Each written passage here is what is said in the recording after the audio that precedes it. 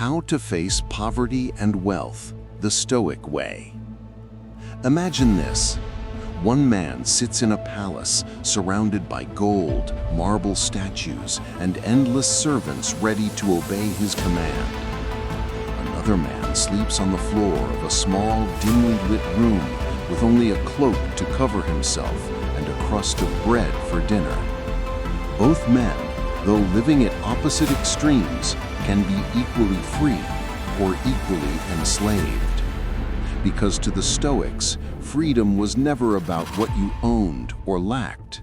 It was about how you faced both poverty and wealth. The Stoic view of fortune. The Stoics taught that wealth and poverty are not in themselves good or bad. They are what philosophers called indifference. This doesn't mean they don't matter at all. It means they don't determine whether you live a good life.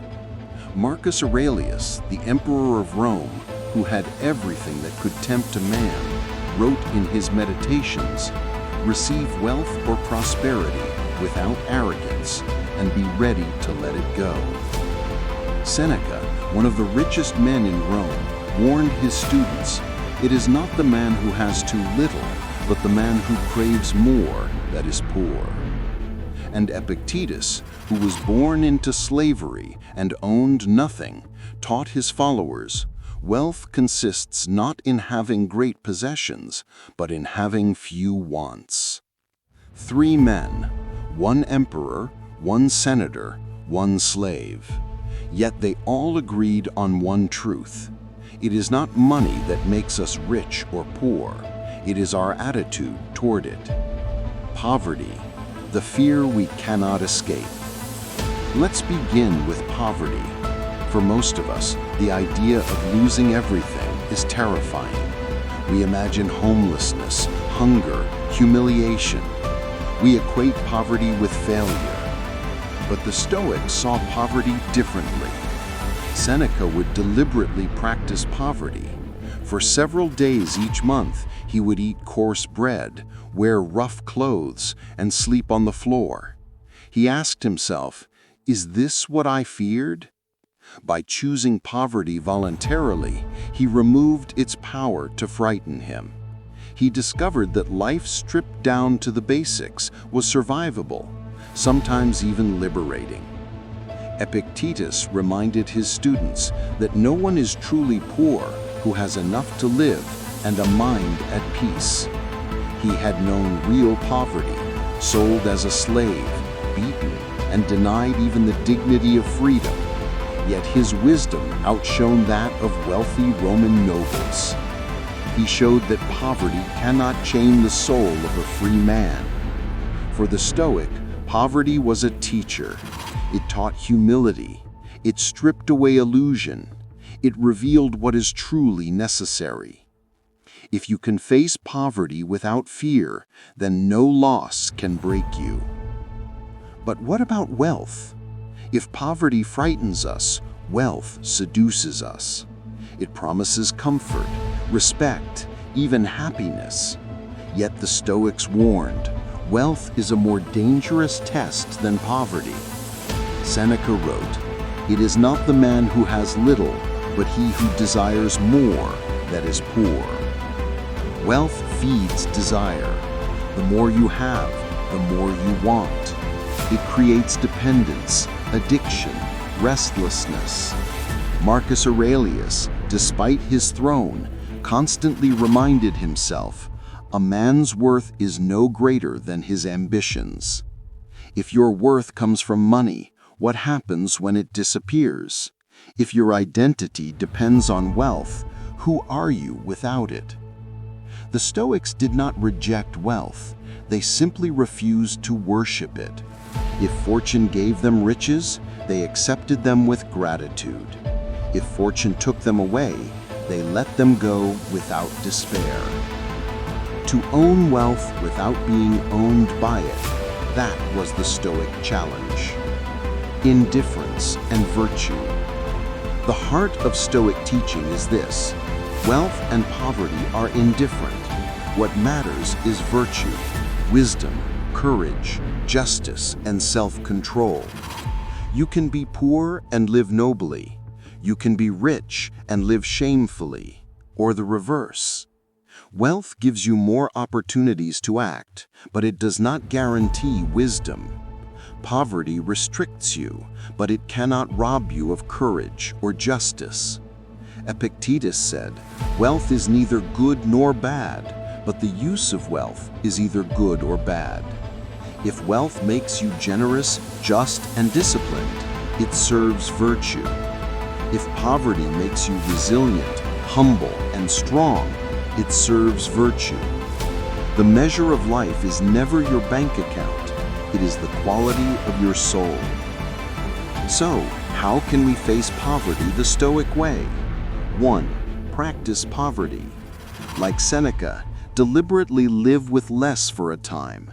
Eat simple food, wear plain clothes, sleep without luxury. Ask yourself, is this what I feared? By choosing poverty voluntarily, you remove its power to frighten you. You discovered that life stripped down to the basics was survivable, sometimes even liberating. 2. Detach from possessions.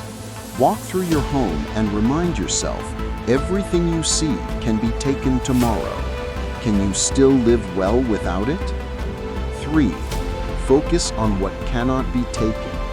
Skills, virtues, character, these are your true wealth. They cannot be stolen. When you train yourself to endure loss, you discover a freedom that wealth can never buy. Exercises for facing wealth. And how do we face wealth without being corrupted? 1. Remember it is borrowed.